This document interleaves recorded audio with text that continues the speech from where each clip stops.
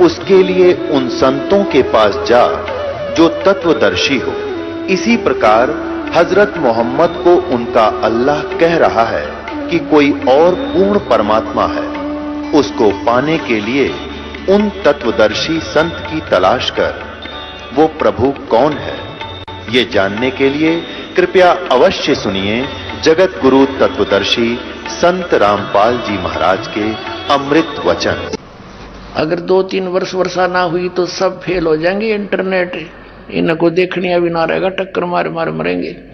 और भगवान प्रसन्न रहेगा तो कुछ नहीं होगा, यहां भी सुखी और सतलोक में चले जाएंगे। अब कहने का भाव ये है कि हम वो दृढ़ भक्त थे, उन्होंने किसी को नहीं बताया। पूरा सिख समाज उस सतनाम से वंचित है और उस बिना मोक्ष नहीं हो सकता। लेकिन वो दयालु थे, उन्होंने वाणी के पाठ का अपने समय से ही पाठ कराना शुरू कर दिया था, यानी सत्संग शुरू कर दिए थे, भंडारे शुरू करवा दिए थे। ये ग्लूकोस लगाकर चले गए थे महापुरुष, जैसे गरीबदास साहिब जी की वाणी का पाठ शुरू करवा दिया था, फिर गुरु ग्रंथ साहिब बनवा कर उसका पाठ शुरू करवा दिया था परमात्मा ने प्रेरणा करके। तो ये ग्लूकोस लगाकर चले गए। अब सर्जन भेज दिया दास, सारे मंत्र दूंगा और सारे टैबलेट कंप्लीट कोर्स देकर सबको पार कर दूंगा। करेंगे भगवान, दास उनका मजदूर है।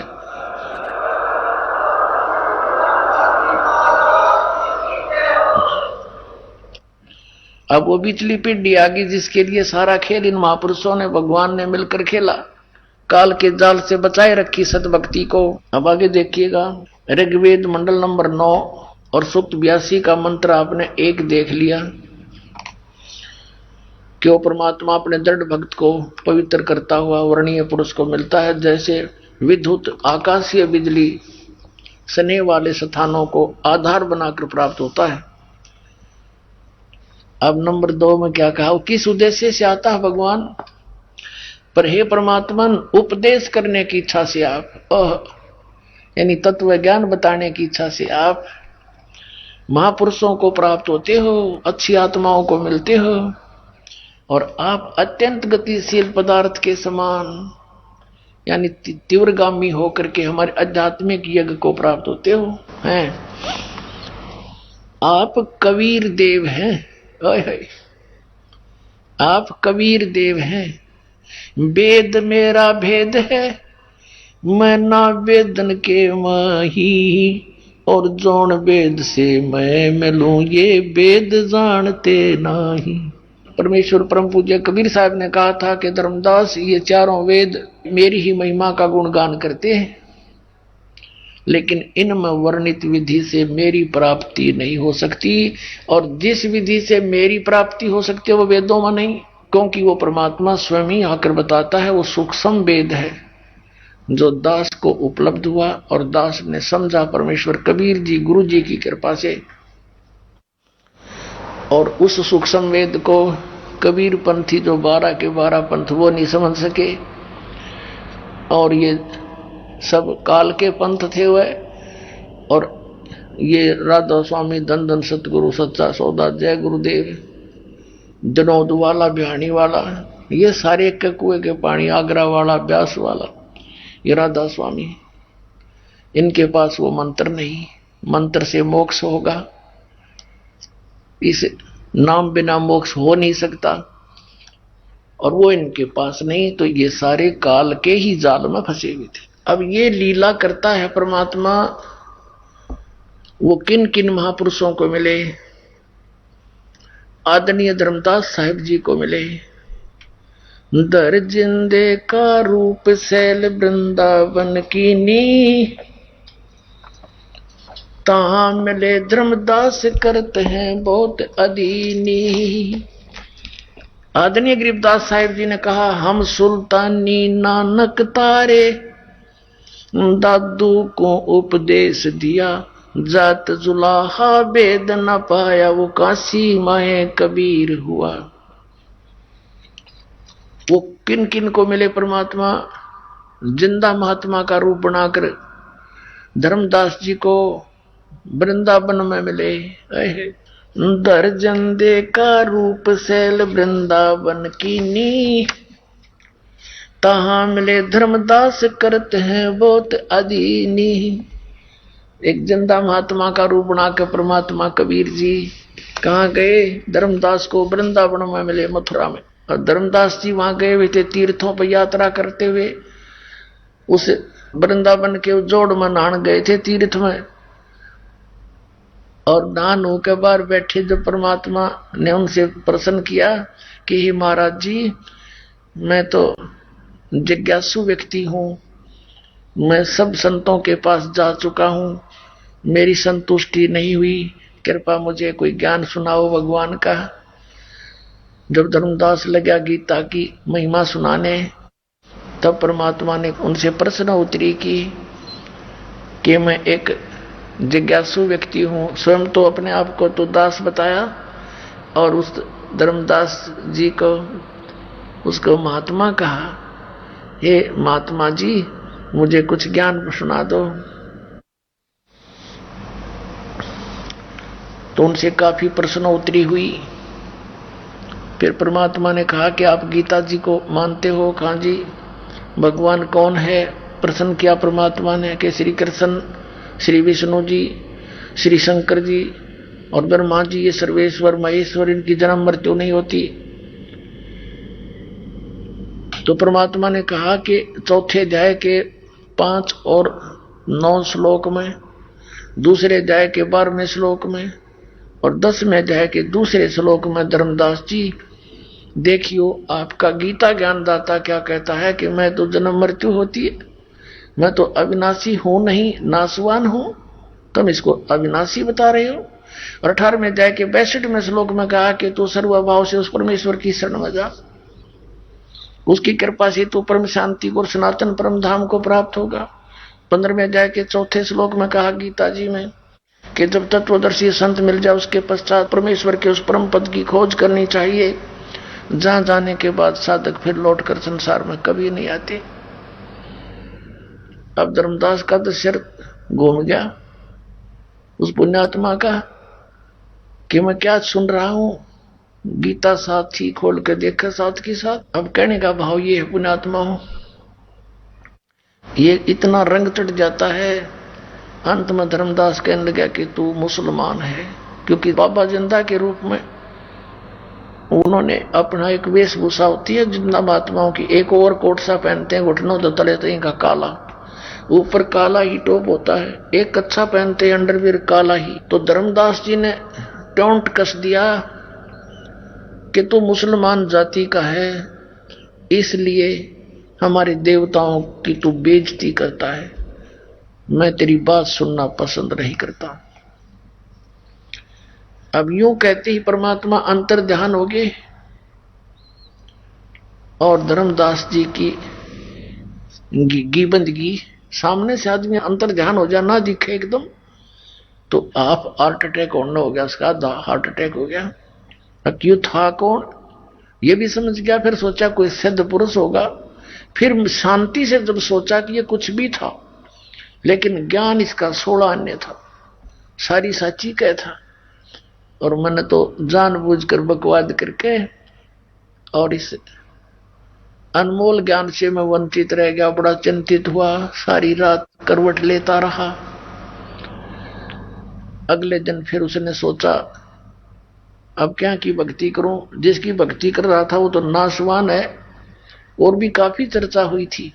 तो उसने सुबह तालाब में भी नहीं नहाया, वो स्नान नहीं किया। और पहले दिन जो चर्चा हुई थी उसमें बहुत सी गलत बातें धर्मदास ने बोल दी थी कि हम जीव हिंसा नहीं करते, तुम मुसलमान हो, तुम मांस खाते हो, और तुम हमारे देवताओं के बारे में ऐसा बोलते हो। ऐसी ऐसी बकवाद गढ़ दी थी, बहुत सी बातें बोल दी थी। सुबह उसने धर्मदास जी ने ना स्नान किया उस सरोवर में, मथुरा वाले में, अपनी रोटी बनाई और सोचा खा के चालू करने। अब सुबह उठा, लकड़ी जलाई, चूल्हे में खाना बनाने लगा, सब्जी सुब्जी पकाई। एक मोटी लकड़ी लगा रखी थी, वह बीच में थोची थी।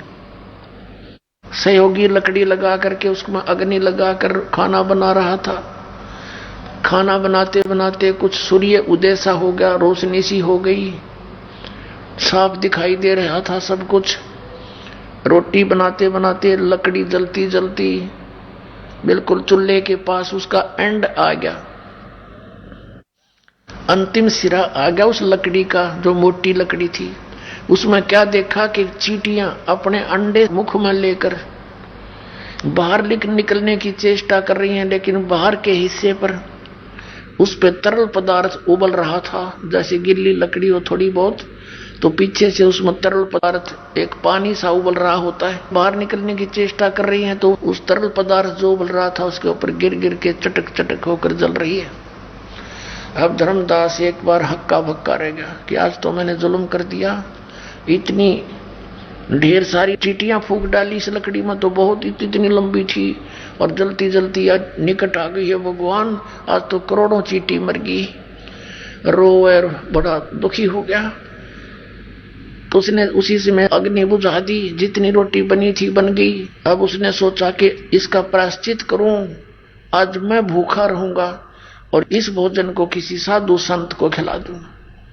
अब परमात्मा कहते हैं सोचल सीधर मैं करूं अपने जन के काज। अगले दिन परमात्मा ने क्या किया, एक हिंदू साधु का रूप बना के और एक वृक्ष के नीचे बैठ के धर्मदास जी वो थाली में डाल के सारी सब्जी चला संत की खोज में।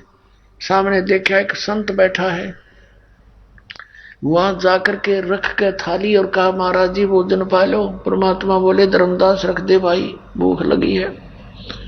धर्मदास जी ने सोचा भाई कोई जानकार सा दिखा है, सोचा मैं भंडारे करता रहता हूं, ये महात्मा गया होगा कभी। अब रख दी थाली। परमात्मा ने एक लोटा रखा था जल का, जल लिया उसमें से थोड़ा सा और एक मंत्र सा बुदबुदाया और छींटे मार दिए।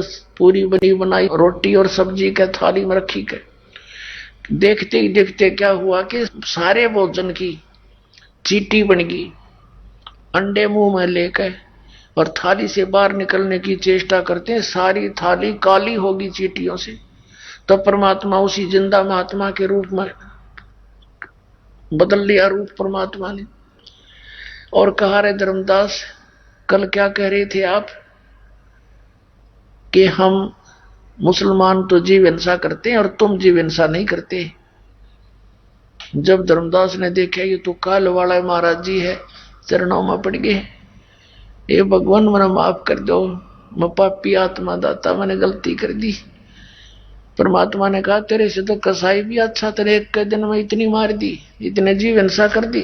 दर्जन दे का रूप शैल वृंदावन कीनी, कहाँ मिले धर्मदास करते हैं बहुत अधीनी। बहुरंगी बरियाम कामनी कामी सोई, दर सतगुरु का रूप धनी उतरे हैं लोई। गरीबदास जी कह रहे हैं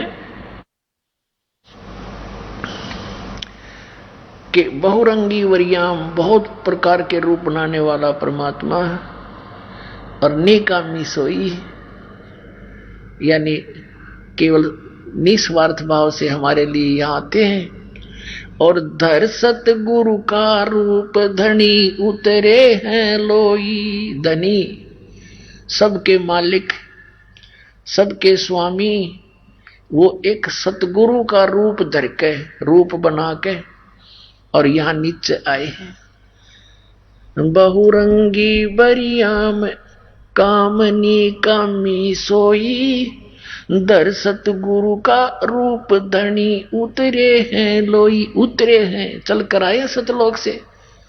और वही वेद बताते हैं कि वो परमात्मा वहां से गति करके आता है। अच्छी आत्माओं को मिलता है जो दृढ़ भक्त होते हैं और उनको उपदेश देने के लिए आते हैं। और वही ये महापुरुष बताते हैं कि वो किस उद्देश्य से हमें मिले थे, कैसा ज्ञान दिया उन्होंने। तो who is God, Kabir is God, clear concept हो जाता है इनसे। पुण्यात्माओं, आज से लगभग 600 वर्ष पहले आदरणीय परम पूज्य कबीर परमेश्वर जी ने आदरणीय धर्मदास साहिब जी से कहा था, जब धर्मदास जी ने पूछा कि हे भगवान, हम तो नीच हैं दाता, आप कितने दयालु हो, हमने आपके साथ कैसा जुल्म किया, धोखा किया, आपको छोड़कर हम इस काल को चाहने लगे, जिस कारण से हम यहाँ आ गए। हमारे को तो दाता जो सजा मिल रही है ये बहुत कम है, गधे कुत्ते सुअर बनके यहाँ रोग कष्ट हम भोग रहे हैं, मनुष्य जीवन में भी कोई सुखी नहीं। हमने जो अपराध किया है उसके प्रतिफल में ये सजा बहुत कम है, फिर भी परमात्मा आप दयालु हो। हे परमेश्वर, आप कहते हो कि मैं कलयुग के अंदर फिर आऊंगा, इसी कलयुग में जो बीच की पीढ़ी होगी, अब तो बहुत ही अच्छा समय है, अब ही आपकी कोई मानने को तैयार नहीं, और आगे चल के परमात्मा कब आप दया करोगे इन पे, अपनी प्यारी आत्माओं पर। आगे जाकर तो कलयुग में कहते हैं बहुत बुरा हाल हो जाता है, इतिहास में लिखा है, सदग्रंथों में लिखा है कि लोग सभी कृतघ्नी हो जाएंगे, भगवान की भक्ति करना छोड़ देंगे, सब मांसाहारी हो जाएंगे, दुराचारी हो जाएंगे, और कहीं भी पंचायतों में और कोर्टों में न्याय नहीं रहेगा। तो हे प्रभु, फिर कब दया करोगे, फिर तो कोई सुनेगा नहीं आपकी।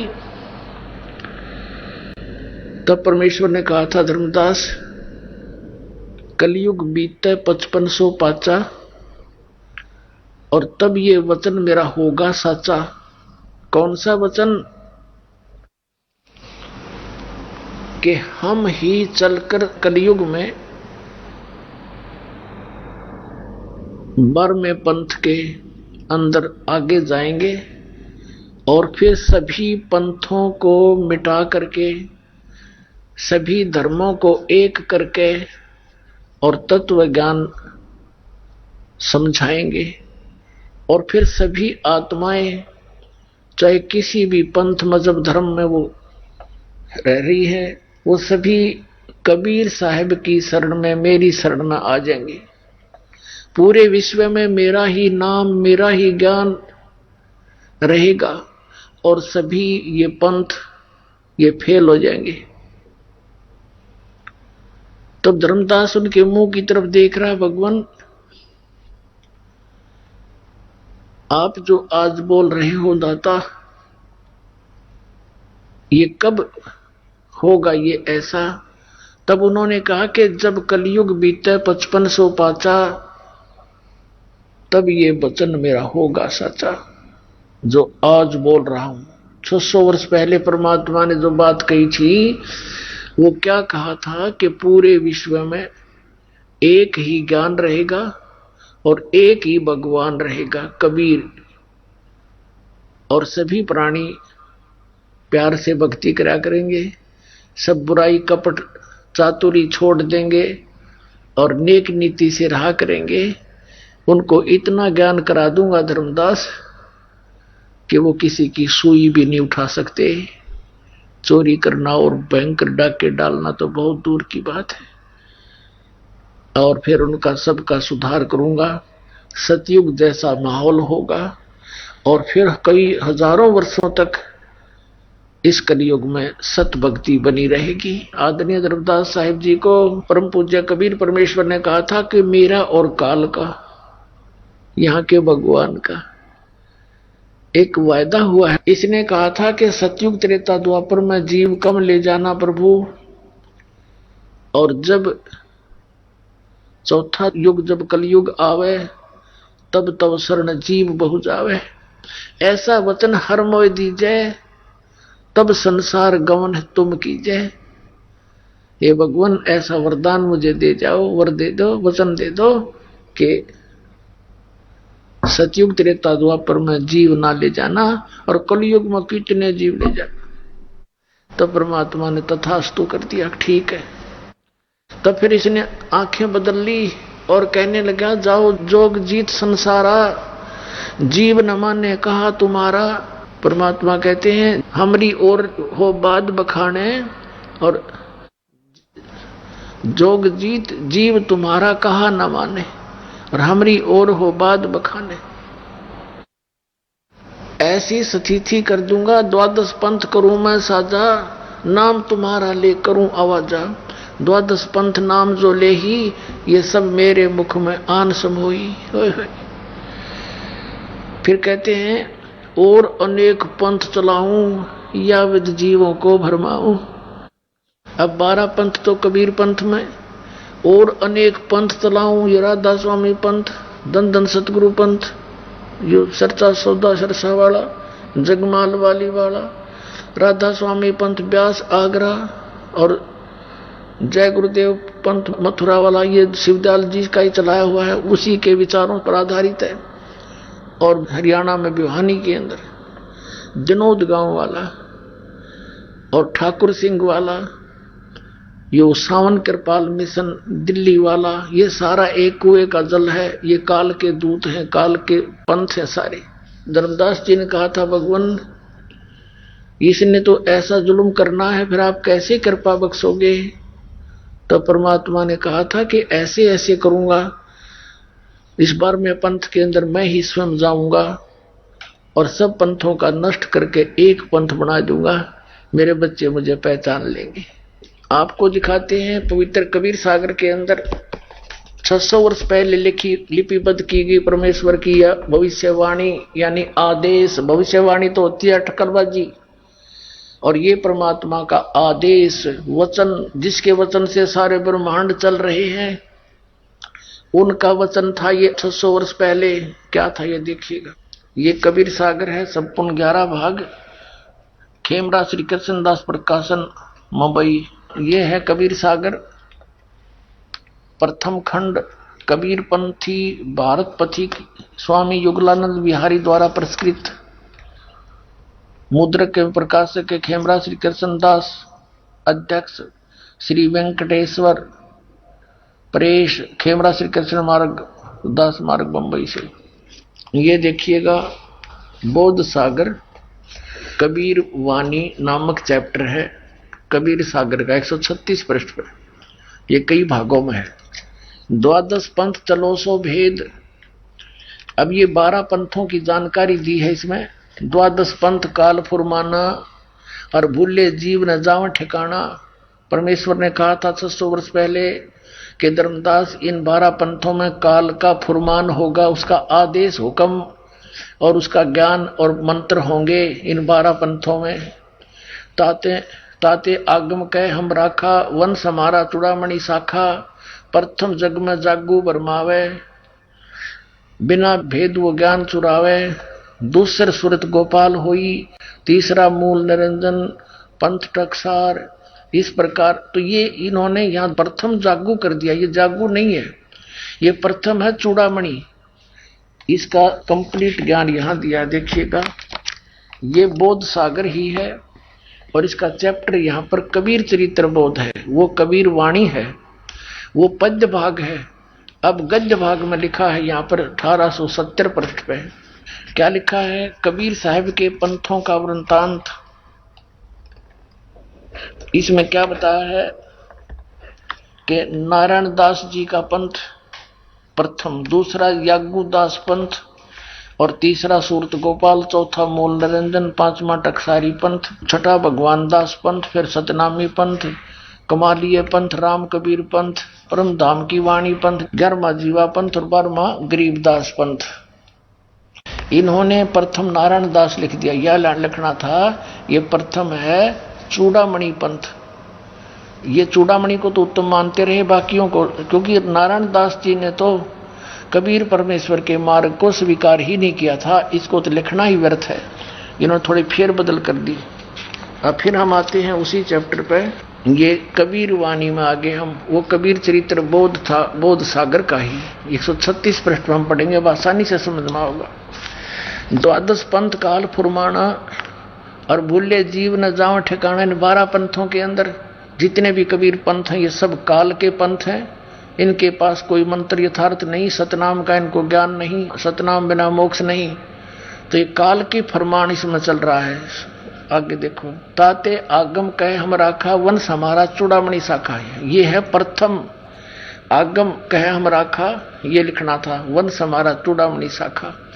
फिर यहां दूसरा लिखना था जागूदास, सूरत गोपाल, मूल निरंजन, और चौथा टकसार, ये पांचवा होना चाहिए टकसार। फिर जीवा पंथ, फिर सतनामी पंथ, और फिर राम कबीर पंथ, अब ये परम धाम की वाणी पंथ। अभी इन्होंने 10वें तक ते लिख दिया, आगे आगे फैस होगी इनकी, भूल गए आगे। अब देखो ये साखी, अब यहां लिखा है 11 परम धाम की वाणी। अब ये है यहां से शुरू होता 12, ये 11वां, ये 12वां। साखी भाव पर यहां से लिखना संवत 1775 होई, तादन प्रेम प्रगटे जग सोई। कहते हैं कि इसमें लिखा परमात्मा ने कि संवत 1775, ये 74 है, गलती से 75 मिसप्रिंट हो गया है। आदरणीय गरीबदास साहिब जी, गांव छुडानी, जिला जज्जर, हरियाणा के अंदर। उनका जन्म संवत 1774 सन 1717 में हुआ था। ये गलती से मिसप्रिंट है। और इसमें ये कहा है कि गरीबदास का जो पंथ होगा, गरीबदास जी को भेजूंगा मैं, परमात्मा ने भेजा, लेकिन आगे चलकर काल प्रवेश कर जाता है इन पंथों में। तो गरीबदास के द्वारा मेरी वाणी दोबारा उजागर होएगी, प्रकट होएगी, क्योंकि कबीर सागर में, कबीर पंथ में काल घुस गए। ये काल के दूत आगे 12 के 12। गरीबदास जी तो परमात्मा के भेजे हुए हंस थे, लेकिन आगे चल के इसमें सब काल के दूत हो गए। कबीर परमेश्वर की वाणी है, उसमें फेर बदल कर दिया उन्होंने, काल के दूतों ने, किसी भी कारण से, चाहे उस ना समझ के। तो उसकी पूर्ति करने के लिए आदरणीय गरीबदास साहिब जी के द्वारा अपनी महिमा की वाणी परमेश्वर में पुनः प्रकट करवाई सन 1727 में। तो 10 वर्ष के जब गरीबदास जी हुए तो परमेश्वर सतलोक से चलकर आए थे, एक बाबा जिंदा का रूप बना के। जैसे आदरणीय नानक साहिब जी को मिले, आदरणीय धर्मदास साहिब जी को मिले, ऐसे ही आदरणीय गरीबदास साहिब जी को मिले। और फिर अपने ज्ञान से फीड कर दिया उनके अंदर। उन्होंने फिर महिमा की वाणी दोबारा प्रकट की, जो आज दास आपको सुनाता रहता है, जिसमें बहुत गूढ़ रहस्य है। अब देखिएगा, संवत 1775 हुई, ये 74 है। तादिन प्रेम प्रगटे जग सोई। आज्ञा रहे ब्रह्म बोध लावे, कोली चमार सबके घर खावे। यानी गरीबदास जी ने छुआछात को बहुत कम किया था। साखी हमारा ले जीव समझावे, असंग ठोड़ जन्म नहीं पावे। गरीबदास के पंथ तक के सभी प्राणी कहते असंग जन्म भी सतलोक नहीं जा सकते। बर में पंथ प्रगट हुआ वाणी गरीबदास जी के द्वारा, जो 12वां पंथ चलेगा गरीबदास का, उसके द्वारा मेरी महिमा की वाणी प्रगट होएगी। ये हव है, हव है नहीं, 12वें पंथ प्रगट हव वाणी, और शब्द हमारे का निर्णय ठानी। अस्थिर घर का मरम नहीं पावे, ये 12 पंथ हम ही को ध्यावे। यानी गरीबदास के पंथ तक भी किसी को सतलोक का ज्ञान नहीं हो सकता, क्योंकि परमात्मा ने कहा था, धर्मदास मोरी लाख दुहाई, ये सार शब्द की तबार ना जाई। और सार शब्द बार जो पढ़ी, बिचली पीढ़ी हंस नहीं तरी। फिर कहा है कि धर्मदास मेरी लाख दुहाई, ये मूल ज्ञान कई बार ना जाई। मूल ज्ञान बाहर जो पढ़ी, बिचली पीढ़ी हंस नहीं तरी। और मूल ज्ञान को, इस तत्व ज्ञान को तब तक छुपाई जब तक ये सभी पंथ ना मिट जाई। तो अब तक इसको छुपा के रखना था। आगे देखो, 12वें पंथ प्रगट हो वाणी, शब्द हमारे की निर्णय ठानी। अस्थिर घर का यानी स्थाई स्थान सतलोक का वो मरम ना पावे, ये 12 पंथ हम ही को ध्यावे। फिर कहते हैं 12 पंथ हम ही चलावे, चल करावे। गरीबदास के पंथ में आगे चलकर कहते हम ही चल कर आएंगे, और सब पंथ मिटा एक ही पंथ चलावे। बोलो सतगुरुदेव।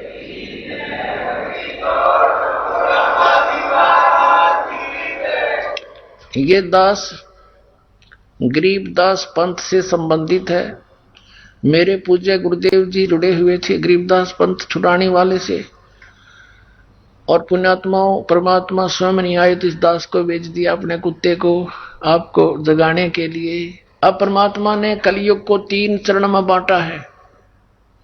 प्रथम चरण जब परमात्मा स्वयं आए थे, जब मगर से सह शरीर चले गए थे, लाखों व्यक्तियों की उपस्थिति में।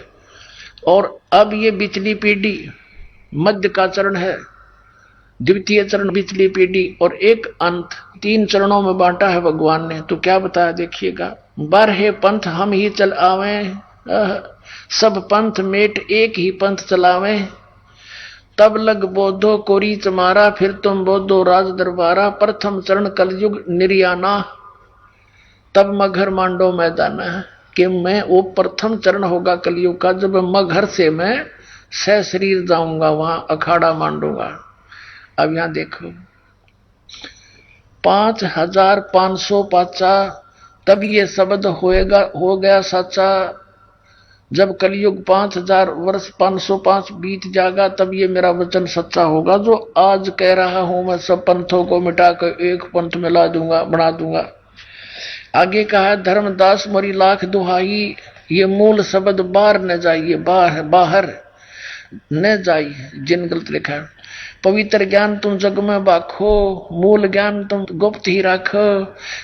देखो कितना कहा है, धर्मदास मोरी लाख दुहाई।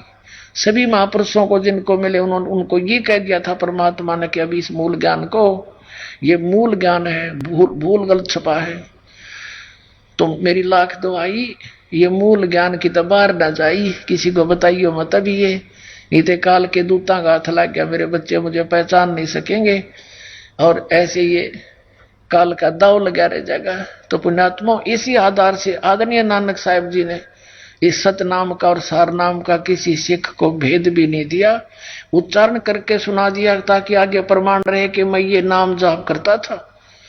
और वो आगे क्यों नहीं दिया, क्योंकि भगवान ने कसम दिला दी थी महापुरुषों को कि तुम ज्ञान सुनाओ सारा और भगवान की महिमा बना कर रखो। इनको सिद्धियां दे दी थी भगवान ने, इन्होंने बहुत बड़े चमत्कार भी किए कि भगवान की सती थी हमारे हृदय में कायम रही आज तक, ताकि भगवान की चाह हमें बनी रहे। और अब तक ये सब छुपा छुपू कर काल से इस तत्व ज्ञान को लाए महापुरुष। तो पुण्यात्मा इसको संभाल कर रखना। अब कल्याण करवा लो, समय आ गया है। अब क्या बताते हैं, धर्मदास मोरी लाख दुहाई, ये मूल ज्ञान है, गलत से भूल लिखा है, बाहर ना जाई। फिर लिखा है मूल ज्ञान बाहर जो पढ़ी, बिचली पीढ़ी हंस नितरी ही। परमात्मा कहते हैं 33 अरब ज्ञान हम भाखा, मूल ज्ञान गुप्त ही रखा। हमने 33 अरब वाणी बोल दी है, लेकिन ये मूल ज्ञान अभी छुपा के रखा हुआ है। अब खोलने के आदेश हुआ परमात्मा का इस दास को आदेश दिया है सन 1997 में। इस दास के ऊपर मेर करी परमात्मा ने कि अब तू खोल दे, सारे ठा दे ढूंढा। अब कहा है 33 अरब ज्ञान हम बाखा, ये मूल ज्ञान गोए माने गुप्त ही रखा। मूल ज्ञान तुम तब लग छपाई, जब लग 12 पंथ मिट जाई। अपना आत्मा हो, ये तो परमात्मा ने 600 वर्ष पहले कहा कि 12वें पंथ में हम ही चलकर आएंगे और सब पंथों को मिटा के केवल एक ही पंथ रहेगा, दूसरा। अब देख लेना कुछ दिनों में बुद्धिमान समाज है और भाग्या होगा उन नकलियों के पास से और लेगा उपदेश, अपना कल्याण कराएंगे, मोक्ष हो जाएगा। अब ये तो ज्ञान दिया परमेश्वर ने, अपना विधान बनाकर छोड़ दिया था, लिख दिया था। अब उस परमात्मा के बनाए विधान के ऊपर और भी महापुरुषों ने, जैसे श्री नॉस्ट्रेडमस फ्रांस के एक भविष्य वक्ता ने 450 वर्ष पहले सन 1455 में, लगभग ये भी 600 वर्ष हो गए इसको, उस समय सन 1555 में इसने भविष्यवाणी की थी कि एक हिंदू धर्म में उत्पन्न व्यक्ति उस समय के सभी धार्मिक गुरुओं के अज्ञान की खाल उधेड़ के और एक तत्व ज्ञान प्रचार करके जनता को समझाएगा। सारी जनता उसका आदर करेगी, उसकी शरण में आकर के कल्याण कराएगी। ऐसे ही एक जय गुरुदेव पंथ चल रहा है, जो राधा स्वामी पंथ आगरा से निकला है और उन्होंने वहां जय गुरुदेव पंथ स्थापना कर ली। वैसे तो संत जी कहते हैं, तुलसीदास नाम है उनका, मथुरा वाले जय गुरुदेव वाले पंथ का। वो तो कहते हैं ये पंथ नहीं है, जय गुरुदेव तो भगवान का नाम है, बाकी हुआ बाई तो इनका है, इनका ज्ञान तो अब है नहीं। लेकिन ये तुलसीदास जो जय गुरुदेव पंथ के प्रवर्तक हैं, ये पूर्व जन्म के बहुत पुण्यकर्मी प्राणी हैं,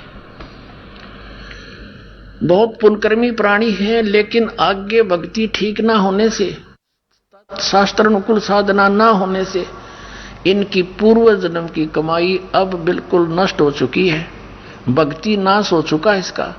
सन 1971 में 7 सितंबर 1971 में इस तुलसीदास जी ने, जय गुरुदेव पंथ के प्रवर्तक ने, तब एक वाणी बोली थी। एक तो भविष्यवाणी होती है, वो नहीं, इसने वर्तमान की सतवाणी बोली थी कि एक महापुरुष होगा और पूरे विश्व में उसी का शासन होगा, जनता उसका बहुत आदर करेगी। अब मैं पहले आपको इसको पढ़कर सुना दूं, उन्होंने बहुत अच्छी तरह लिखा है।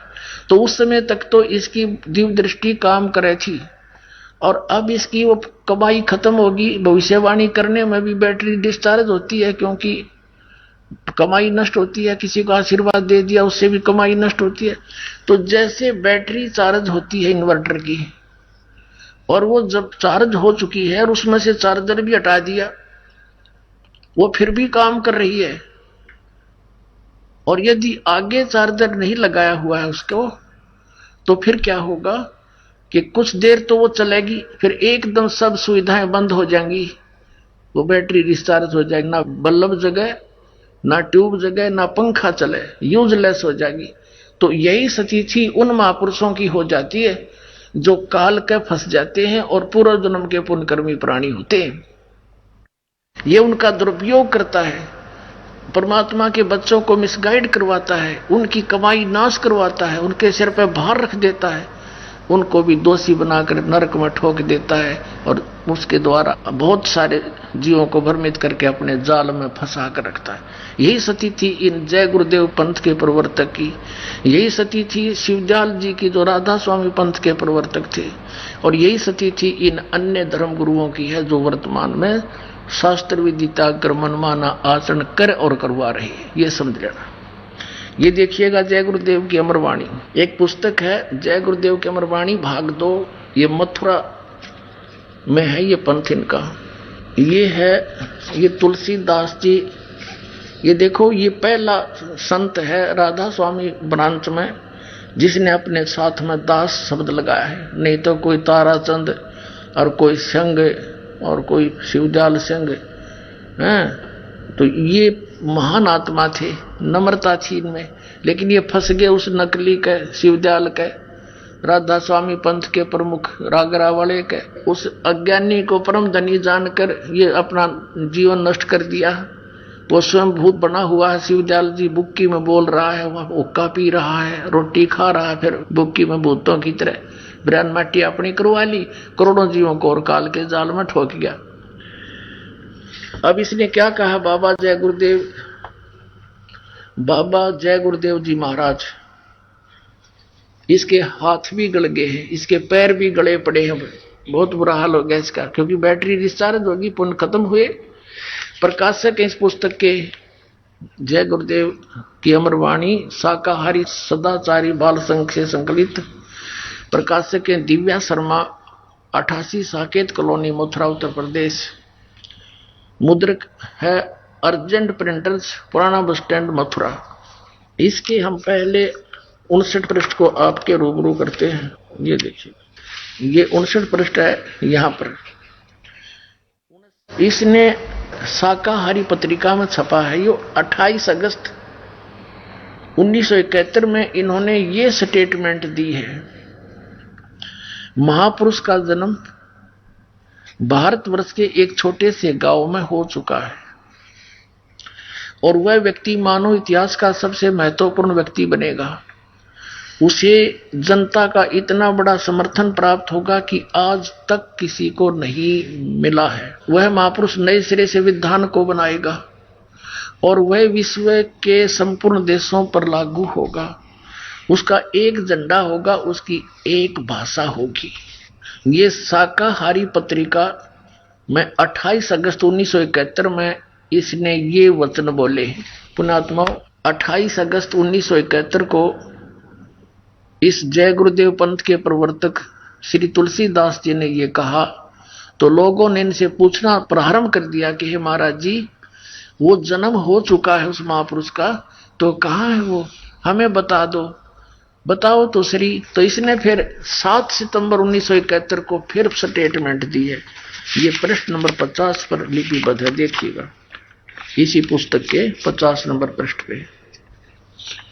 शाकाहारी पत्रिका 7 सितंबर 1971 को इसने क्या कहा कि वो 20 वर्ष का हो चुका है। ये देखिएगा, वह अवतार जिसका 28 अगस्त 1971 को इसने वर्णन किया है, जिक्र किया, वह अवतार जिसकी लोग प्रतीक्षा कर रहे हैं 20 वर्ष का हो चुका है। यदि उसका पता बता दूं तो लोग उसके पीछे पड़ जाएंगे। अभी ऊपर से आदेश बताने के लिए नहीं हो रहा है, मैं समय का इंतजार कर रहा हूं और सभी महात्माओं ने समय का इंतजार किया है। समय आते ही सबको सब कुछ मालूम हो जाएगा। पुणात्माओं, 8 सितंबर 1951 को इस रामपाल दास का जन्म हुआ, गांव दनाना और जिला उस में रोहतक था, अब सोनीपत हरियाणा के अंदर भारतवर्ष में। और 7 सितंबर 1971 को ये दास पूरा 20 वर्ष का हो चुका था। 8 सितंबर को 21वां वर्ष शुरू हो जाता है। अब इसने 7 सितंबर 1971 को भविष्यवाणी की है कि वो 20 वर्ष का हो चुका है, वह अवतार जिसकी लोग प्रतीक्षा कर रहे हैं 20 वर्ष का हो चुका है। यदि उसका पता बता दूं तो लोग पीछे पड़ जाएंगे। पुण्यात्माओं, ये तो है उनकी, या भविष्यवाणी भी नहीं कह सकते, इन्हें तो साची साच बता दी। उस समय इसकी दिव्य दृष्टि काम करे थी और परमात्मा ने इसको भेज रखा है, क्योंकि ये सभी आत्माएं भगवान कबीर साहिब के बच्चे हैं और जिनमें आज तक भी थोड़ी बहुत भक्ति की चाह और शक्ति उपलब्ध है। तो ये वो प्राणी हैं जो कभी पहले कलयुग में, जैसे अब वर्तमान में ये सच्चा मार्ग चला है, इसमें विचलित हो जाएंगे 2, 4, 5 वर्ष में। तो उनके इस मंत्र से इतनी कमाई इकट्ठी हो जाएगी, पूछो मत। स्वर्ग में देवता भी बनेंगे और ब्रह्मलोक में भी रहेंगे और फिर अन्य युगों में भी अच्छी राजपद प्राप्त कर लेंगे और फिर भी कुछ भक्ति शेष रह जाएगी, उसका नाश ये कलयुग में करा होगा। अब ये वही आत्माएं हैं परमात्मा की, इनको भेजा तेनो था कि तू ही बता दिए उस टाइम से जब सारा काम ठीक हो जाए, कति कंडम कर दिया काल नहीं हो। उस समय तो ये सच्ची बोल गया, परमात्मा ने दया करवा दिया आपके ऊपर। देखो, इन जय गुरुदेव वाले पंथ के अनुयायियों ने कम से कम इतना तो विचार लाना चाहिए, बुद्धि से सोचना चाहिए कि ये खुद कहता है कि कोई और महापुरुष है और उससे सबका कल्याण होगा, तो उसके पीछे क्यों लाग रहे हैं? छोड़ देना चाहिए उसको। चल, इसकी बुद्धि काम नहीं करती है तो इसकी तो बैटरी डिस्चार्ज हो ली, यानी भक्ति नष्ट हो ली कति। नहीं तो ये उस दिन साची बोल रहा था, आज क्यों नहीं बताता? कह दे बरवाड़ा में बैठा भाई 20 वर्ष वाला,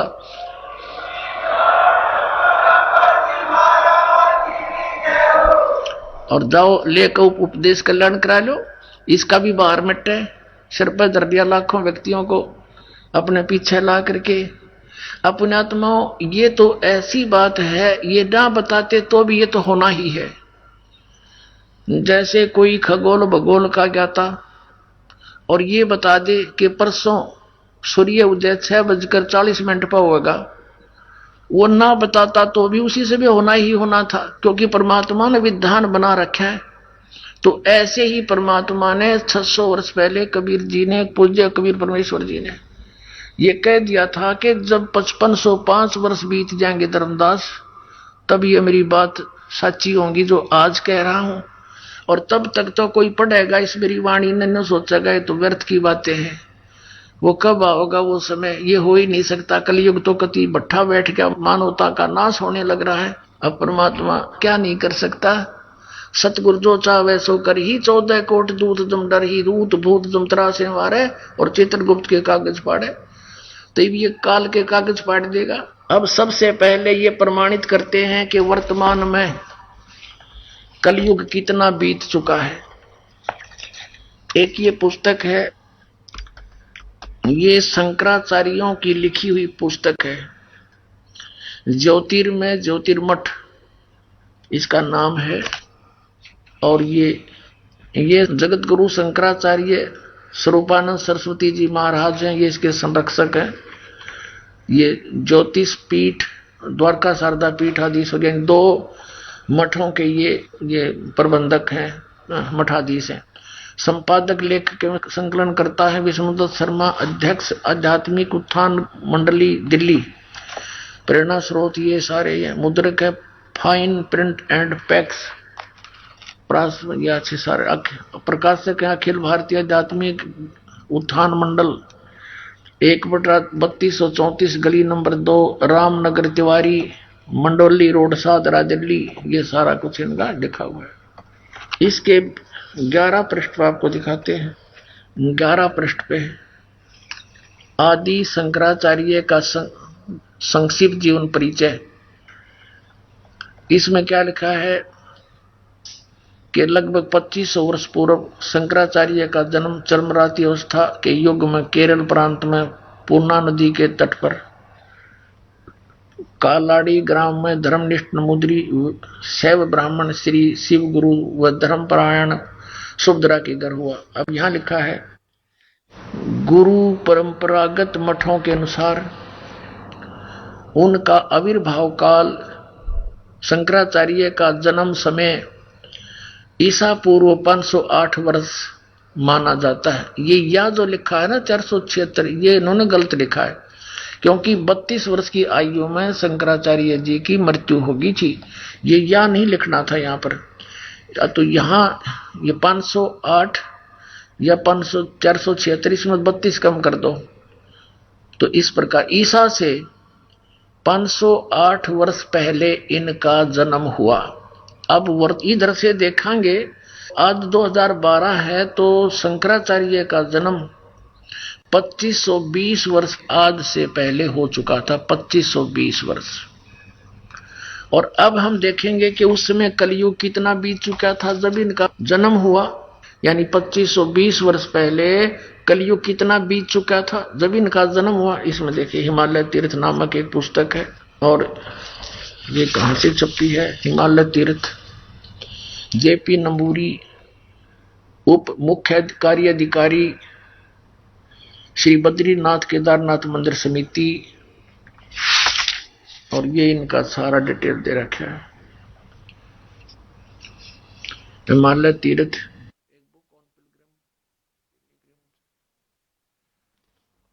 पहला प्रकाश। इसके प्रकाशक हैं रंजू चक्रवर्ती, क्षेत्र A/1, बामा चरण राय रोड, कलकत्ता, दूरभाष। ये ऐसे मुद्रक है गिरी प्रिंट सर्विसेज, कलकत्ता। अब इसके 42 पृष्ठ पर देखिएगा, ये 42 पृष्ठ है। हिमालय तीर्थ शंकराचार्य के विषय में है ये सारी कहानी। ये शंकराचार्य के जन्म के विषय में कहा है। आदि केदारेश्वर के समक्ष शंकराचार्य जी की दिव्य संगमरमर की मूर्ति, ये तो अलग है। कलयुग के 3000 वर्ष व्यतीत होने पर बौद्ध मीमांसकों के मत पर विजय प्राप्ति के लिए शंकर यति के रूप में आविर्भूत होंगे। यानी जब कलयुग 3000 वर्ष बीत जाएगा तब श्री शंकराचार्य का जन्म होगा। और ये फिर कब हुआ? ईसा से 508 वर्ष पहले। अब हम नीचे से गिनेंगे तो आज से हो गए 2520 वर्ष श्री शंकराचार्य के जन्म को। और उस समय कलयुग कितना बीत गया था? 3000, और 3000 इसमें जोड़ दे 2520 में, आज 5520 वर्ष कलयुग बीत चुका है। अब हमने कलयुग निकालना है। अब कलयुग सन 2000 में कितना बीत गया? 5508 वर्ष बीत गया सन 2000 में।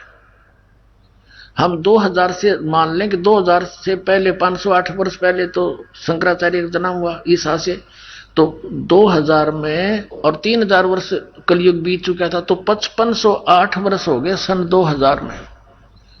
और 5505 कद होंगे सन 1997 में। 3 कम कर दो 2000 में से। सन 1997 में कलयुग 5505 वर्ष बीत चुका था। मार्च 1997 में फाल्गुन की सुदी यानी चांदनी एकम के दिन के 10 बजे वो परमेश्वर इस दास को कुछ क्षणों के लिए मिले थे और ये आदेश दे गए थे, अब ठा दे ढूंढाई। अब आपको दिखाते हैं।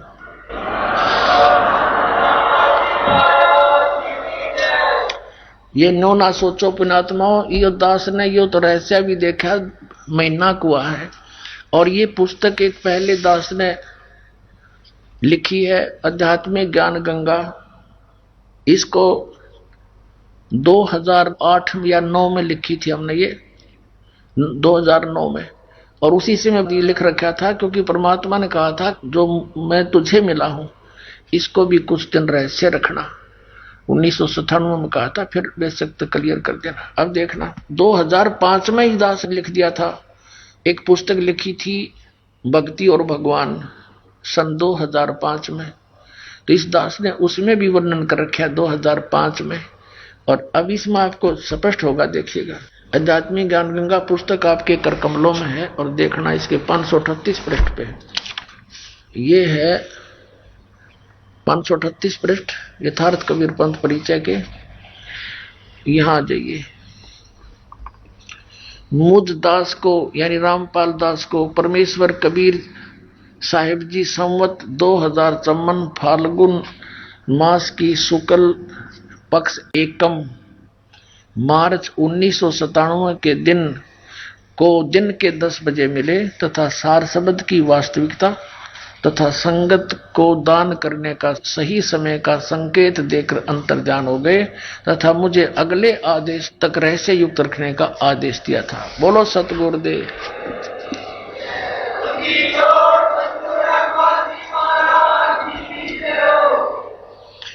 अपने आत्मा भाग्य परमात्मा ने एक अमरवाणी और खजाना हमें दिया है। ये देखिएगा, आपको दिखाते हैं। सौषम वेद, ये कबीर सागर आपको फिर दिखाते हैं। संपूर्ण 11 भाग परमात्मा की अमरवाणी है, इसके अंदर कबीर जी की बोली हुई। ये समसम वेद बोध, समसम वेद बोध नामक एक चैप्टर है, बोध सागर का ही है।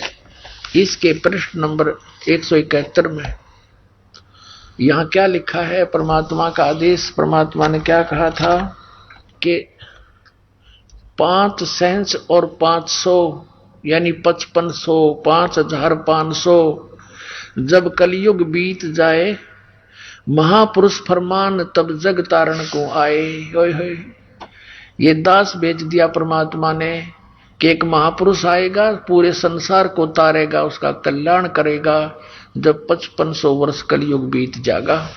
ये कबीर साहब के वचन है, ये यहां से प्रारंभ किया है दाता ने, ये यहां से है, ये सत कबीर वचन है, ये सत कबीर वचन है।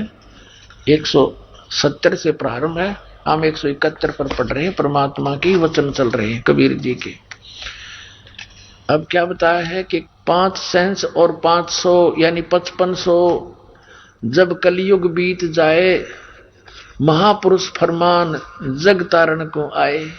आइए अब हम उन श्रद्धालुओं के अनुभव जानते हैं जो जगत गुरु तत्वदर्शी संत रामपाल जी महाराज जी से दीक्षा प्राप्त कर चुके हैं तथा उनके द्वारा बताए गए भक्ति मार्ग पर चल रहे हैं। नमस्कार जी। नमस्कार जी। क्या नाम है माता जी आपका? महेंद्री है जी। माता जी आप कहाँ से हैं? मैं मेरठ जिला ग्राम दांतल कंकरखेड़े के पास से। माता जी संत रामपाल जी महाराज से नाम दीक्षा आपने कब ली? सन 2014 में। संत रामपाल जी महाराज से नाम दीक्षा लेने से पहले क्या आप भक्ति साधना भी करती थी? हाँ जी, 35 साल राधा स्वामी में रह ली और राधा स्वामी में 35 साल रहते मेरे इतना शरीर में कष्ट हो गया कि पैरों में दुख हो गया, दर्द हो गया, चला नहीं गया और चलते चलते सांस भी फूलने लग गया। ऐसा वो नौबत आ गई थी कि खाट पर पड़ने की और शायद मरने की नौबत आ ली थी। तो फिर आप संत रामपाल जी महाराज की शरण में कैसे आई? मैं कंकरखेड़े गई जी, एक भगत था प्रतीक नाम का, उसके पास गई, कुछ काम गई थी। उसने ये बोला, वहाँ गुरु जी का फोटो लगा हुआ था संत रामपाल जी का। मैंने कही कि तुमने पद्मा किसी का नाम ले रखा? उनको हाँ जी नाम ले रखा। मैं किसका? हरियाणा वाले का। और उनको तुमने बुआ जी किसी का ले रखा? मैं मैंने ले रखा राधा स्वामी का। उन्होंने मेरे हाथ में एक पुस्तक दे दी, ज्ञान गंगा दे दी। उसने कहा कि ले बुआ जी इस बुक को पढ़ लियो। जो पढ़ोगी? मैं कहाँ पढ़ लूँगी। और मैं सोकट में को खेतों में को लिकड़ के आई तो हमारे मतलब जो गुरु जी के सिर पे कबीर साहिब जी हैं उनका फोटो देखते ही मेरे गात में सारे में सन्नाटा खुल गया और रुआ रुआ खिल गया मेरे सारे शरीर का। और वे सन 1994 में कबीर साहिब, मैं गांव से कंकर खेड़े की तरफ को घेर में आ रही थी। सुबह सुबह 4 बजे पूर्णमासी का दिन था, चांदनी चटक रही थी और वे कंकर खेड़े की तरफ से आके आ रहे थे जैसे, तो मैं वहीं खड़ी होगी। मैं बोली पता नहीं आज भूत है, बलाए है, कौन है, आज क्या बीमारी आज मेरे ऊपर को जा गया उतर के। वहीं खड़ी होगी। उन्होंने मेरा सिर पार करके और ऐसे परवा की तरफ को घूम के फिर वे गाँव में नहीं बढ़े न। आज भी उनका कोई भगत है गाँव में। और फिर मैंने जाकर वो पुस्तक देख के फिर वहीं से अपना नाम ले आई। मैं संत रामपाल जी से नाम लेकर आई बरवाड़े में। जब वो पुस्तक में दिख गया अब ये कबीर साहिब हैं और यहीं जाऊंगी, वह भक्ति मैंने उसी वक्त छोड़ दी। छोड़ कर मैंने उसकी संत रामपाल जी की भक्ति करी तो मुझे सभी दुख दूर हो गए। माताजी, संत रामपाल जी महाराज से नाम दीक्षा लेने के बाद क्या आपको लाभ भी प्राप्त हुए?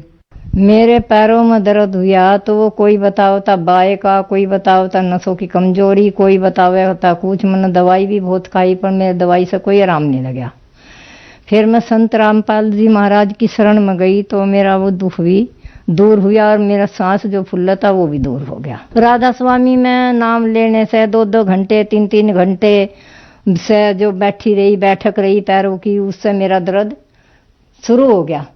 और फिर कान भी बंद करवावे तो इनको ये आध घंटा कान बंद करो, उल्टे कान में आवाज आओगी तो काल की आओगी, जो शुद्धे में आवेगी तो दयाल की आई। मुझे तो ना काल की आई ना दयाल की आई।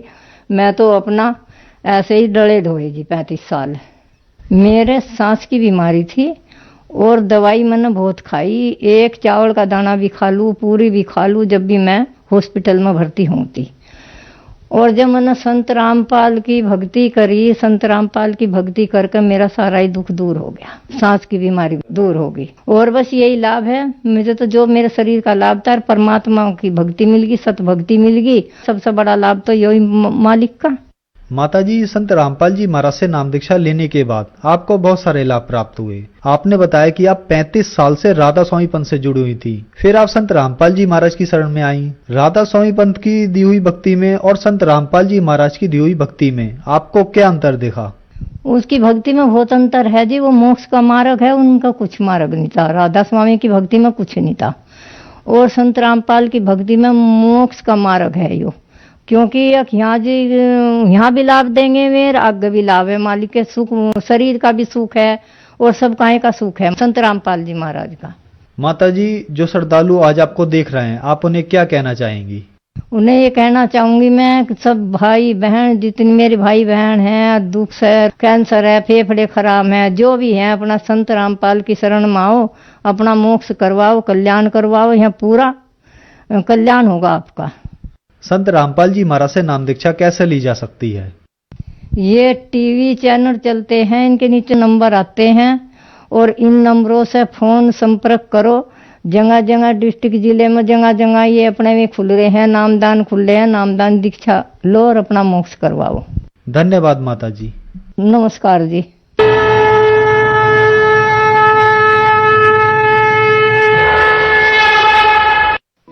आप सुन रहे थे जगत गुरु तत्वदर्शी संत रामपाल जी महाराज के मंगल प्रवचन।